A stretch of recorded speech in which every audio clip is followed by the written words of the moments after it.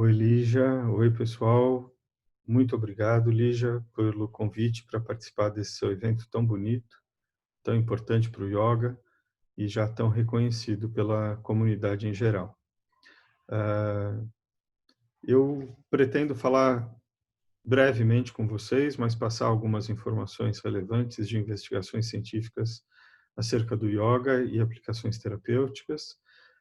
Para fazer isso, eu vou compartilhar a tela aqui com vocês rapidinho.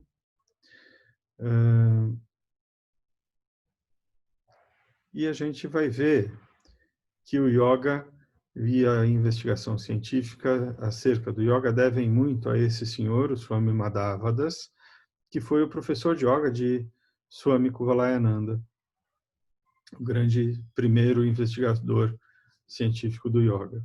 Swami Madhavadas o incumbiu, ele era seu aluno, de investigar o yoga para que o yoga perdurasse, porque se o fizesse, não seria apenas na linguagem hermética dos textos clássicos, tinha que ser na linguagem científica moderna.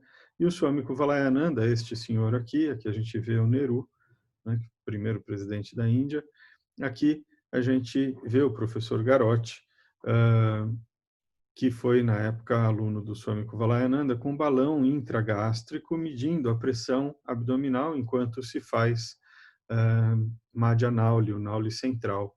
O começo das investigações científicas com publicação neste periódico que se chamava Yoga Mimamsa. Se chama ainda é publicado anualmente. O professor Shimada foi o nosso grande mestre brasileiro do yoga, um dos primeiros que trouxe o yoga para o Brasil, vindo de Kaivalyadama, a informação vinda de Kaivalyadama. Ele conheceu aquela escola e pediu que uma aluna sua fosse estudar lá, porque ele não podia sair, a dona Inês. E assim o yoga tradicional e científico chega ao Brasil, mas ele tinha uma abordagem muito sutil. Ele nos advertia, olha, se você vai praticar yoga, você deve fazer como quem vai cheirar uma flor. Eu aprendi isso com a minha mãe. Cheire uma flor com suavidade. O yoga também. Se você colocar elementos de condicionamento físico que fazem com que você não perceba o interior adequadamente, você perde os benefícios mais profundos do yoga. O professor Hermógenes, com a sua grande capacidade de compartilhar o bem, né? Tinha muitas boas sacadas e nos dizia em uma delas, Deus me livre de ser normal. Ele chamava de normose, um dos grandes problemas da nossa sociedade contemporânea. Isso desde 20, 30 anos atrás ou até mais, né? E dizia que a normose, ser normal, era responsável por muitos problemas. E a gente hoje está tendo que sair da normalidade, está tendo que se adequar. Quando a gente voltar, quando a pandemia acalmar, não vai existir mais um normal, vai existir um novo normal, que ele seja mais saudável para todos nós. A investigação científica em yoga, este século e século passado, produziu por volta de 2.700 artigos científicos no site da Biblioteca do Instituto Nacional de Saúde americano. Pesquisa do mundo inteiro. Nos últimos 5 anos, metade foi produzida, ou seja, a gente está aumentando demais, de maneira exponencial. Agora o pessoal sabe o que quer dizer essa curva, né? Subiu assim, foi para a estratosfera muito rápido. Estão produzindo muito. Né? Meditação com meditação é a mesma coisa, com termos específicos, práticas específicas, pranayama e asana também. Veja uma pesquisa que o Swami Kuvalayananda fez, começo do século XX, 1930. Um estômago em raio-x da pessoa relaxada, a mesma pessoa estressada. Aqui uma outra pessoa também com contração devido ao estresse. Veja que já naquela época se sabia, se investigava o efeito da tensão psicológica na nossa fisiologia. Aqui, um estudo feito com Brahmari, aquele pranayama em que você faz o som de uma abelhinha voando, mostrando que o cérebro fica com um padrão muito parecido, mesmo que a pessoa seja iniciante ou expert ou experiente, ele vibra de um jeito que parece que está convulsionando, mas não está. E quando a gente termina essa prática, o iniciante volta imediatamente ao normal. A pessoa experiente fica vibrando por mais tempo e a sensação de tranquilidade se instala. Aqui, uma pessoa sendo preparada para fazer uma investigação científica no meu pós-doc lá em Natal. Essa moça é a Natália, ela permitiu que eu usasse a imagem dela, né? Também é uma investigadora, e a gente foi fazer estudos que podem dar origem, no futuro, a uma análise como esta, que foi feita de conectividade cerebral. Aqui uma pessoa, um exemplo de uma pessoa que é do grupo que não medita e não pratica yoga. Aqui um grupo que pratica yoga e aqui o grupo que medita. Perceba que tem muito mais linhas ligando a parte da frente com a parte de trás do cérebro e de um lado para o outro do que neste gráfico aqui, principalmente antero-posterior, tem muito pouca conexão. O yoga está parecendo que tem um vaziozinho aqui, né? Mas se a gente aumenta essa imagem, tem risquinhos, e eles não são diferentes, o cérebro de quem pratica yoga com quem pratica meditação. E os dois cérebros são diferentes do cérebro de quem não medita. Significa que as áreas cerebrais se conversam com mais facilidade. Há uma maior consciência, uma preservação cognitiva.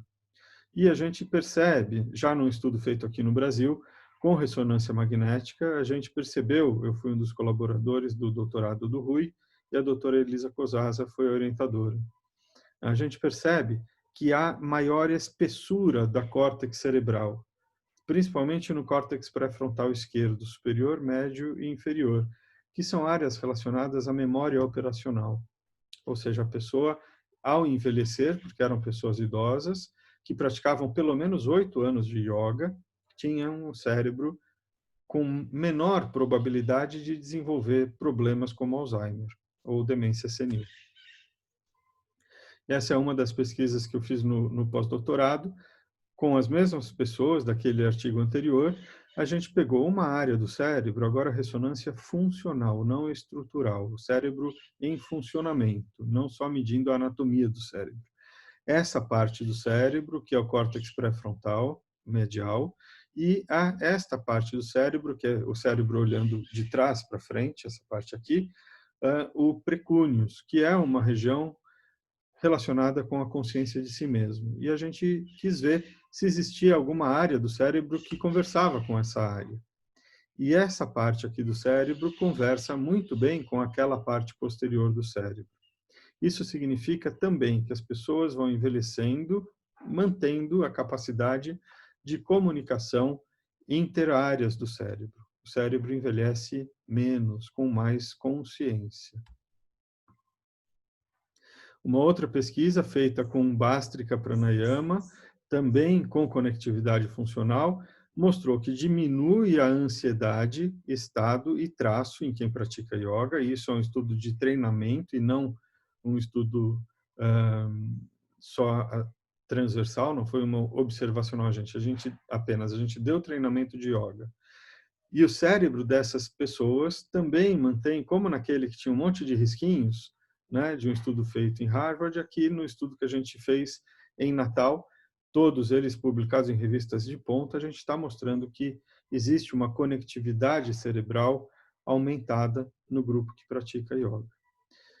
Com isto e com outros, né, diminuição de ansiedade, diminuição de depressão, diminuição de estresse pós-traumático, de fibromialgia, enfim, diminuição de hipertensão, o relaxamento usado como técnica de terapia para hipertensão arterial, a gente acaba tendo o que o Swami começou junto também com Yogendra, um outro aluno do Swami Madhavadas, também um grande mestre de yoga, começaram a tratar as pessoas com a prática do yoga.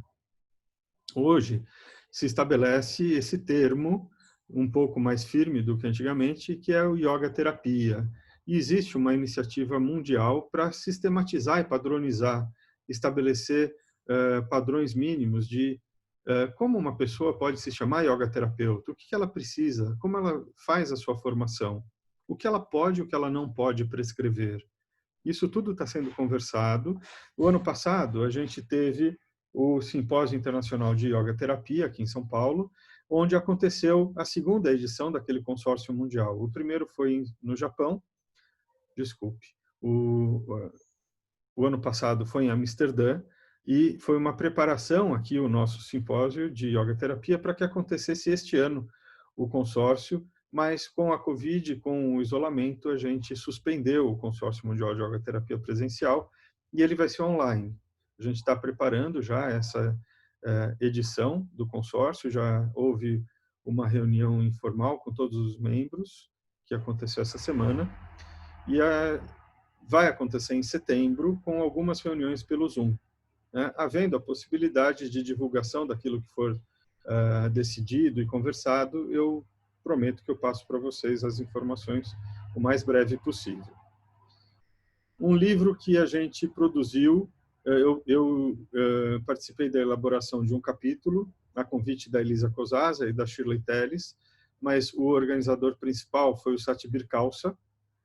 É este que eu mostro para vocês agora, os princípios e a prática de yoga no manejo da saúde, Principles and Practice of Yoga in Healthcare.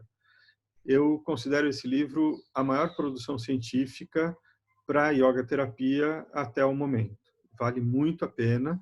Ele está esgotado na Amazon, está a internacional americana, e é caro. Mas na Amazon indiana você consegue comprar, e é o mesmo, vem em inglês, né? E é muito mais barato.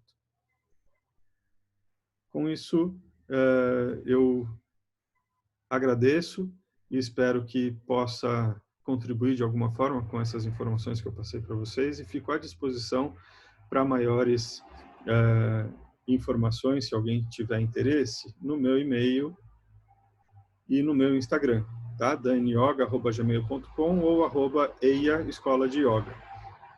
Obrigado, pessoal. Tchau, tchau. Namastê.